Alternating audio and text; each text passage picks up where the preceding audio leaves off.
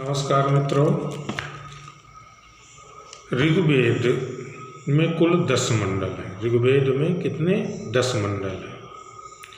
और दूसरे से लेकर के जो 7वें मंडल तक का मंडल है, यानी दूसरे मंडल से लेकर के 7वें मंडल तक को वंश मंडल के रूप में जाना जाता है।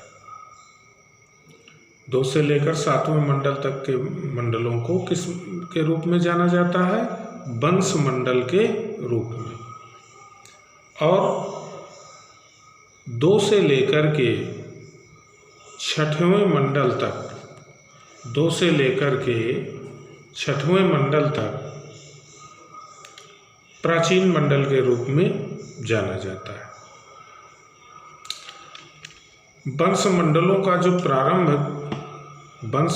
का जो प्रारंभ होता है वो अग्नि के मंत्रों से होता है। यानी इसकी शुरुआत जो होती है वो किससे होती है? अग्नि के मंत्रों से होती है। और ऋग्वेद का पुरोहित होता था। पहली बार ऋग्वेद के 10वें मंडल में अयोध्या शब्द का उल्लेख किया गया है। ये 10वां मंडल जो ऋग्वेद में जोड़ा गया, ये बाद में जोड़ा गया और इसमें अयोध्या का उल्लेख पहली बार हुआ है। इसी मंडल में, यानी ऋग्वेद के 10वें मंडल में विराट पुरुष से 4 वर्णों की उत्पत्ति का उल्लेख भी किया गया है। और ऋग्वेद के 4थे मंडल में, ऋग्वेद का जो 4था मंडल है, उस मंडल में गायत्री मंत्र की उत्पत्ति मानी जाती है। और जिसके सृष्टि या निर्माणकर्ता या सृष्टिकर्ता, सृष्टा विश्वामित्र को माना जाता है। और इस गायत्री मंत्र का निर्माण क्यों किया गया? क्योंकि उस समय आर्यों को,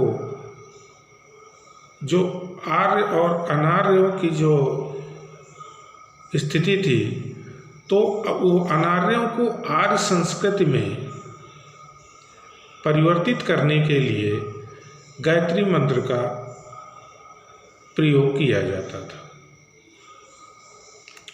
ऋग्वेद में ही संवाद सूक्त में पहली बार नाटक के सूत्रों का उल्लेख आया है। किसका उल्लेख आया है? नाटक के सूत्रों में। और वैदिक साहित्य में उल्लेखित कुल 31 नदियां थी। यानी पूरे वैदिक साहित्य में जितनी नदियों का उल्लेख किया गया, उनकी संख्या कितनी थी? 31 थी, जिनमें से 25 का उल्लेख ऋग्वेद में मिलता है। और वो कौन सी नदियां थी जिनका ऋग्वेद में उल्लेख केवल एक बार हुआ है? और वो नदी थी गंगा और यमुना।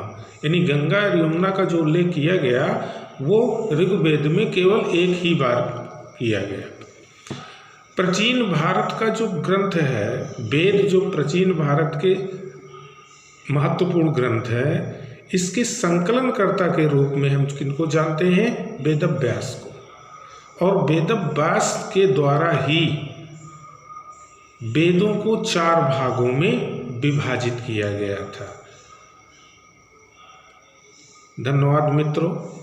अगर ये आपको ठीक लगे, शॉर्टकट में समझने के लिए छोटी छोटी चीज़ें आपके सामने पेश किया, चैनल को सब्सक्राइब किए। और अगर आप वीडियो में पहली बार हैं तो चैनल को सब्सक्राइब ज़रूर कर लीजिएगा, जिससे इसी तरह की छोटी छोटी जानकारियाँ आपके पास पहुँचती रहें और आपका ज्ञानवर्धन होता रहे। धन्यवाद।